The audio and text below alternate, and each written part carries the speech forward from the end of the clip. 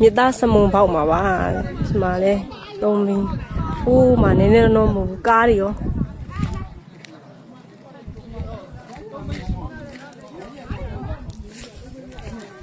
မကြည့်အောင်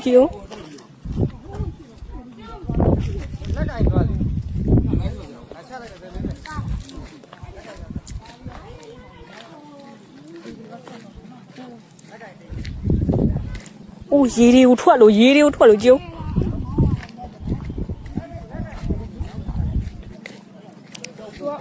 အောက်ထဲမှာမြေကြီးထားတဲ့အချိန်နဲ့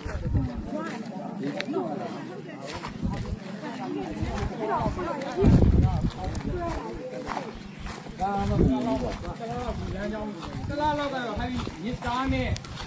ပြင်ဒီလမ်းကြောင်းတော့ယာယီပြင်မှာပါရော။ဒီနေသားဆိုတလားလောက်နဲ့ပြင်ဆင်ရမှာ။အနည်းဆုံးပြင်ဆင်ရမှာ။တရားကတော့ထိခိုက်မှုသိမ့်မရှိပြီမဲ့။ဒီပြည့်ကြောင်းကျတော့အင်မတန်မှဟိုမှာကားကြီးဟုတ်ကားကိုဘက်ဆက်သွားလို့မရတော့ဘူး။ရတော့ဘူး။ကူးကြမှာတော့ခင်ဗျားတို့ထုတ်ကြည့်နေအဲ့ဒါကြီးကိုကားတစ်စီးမှာ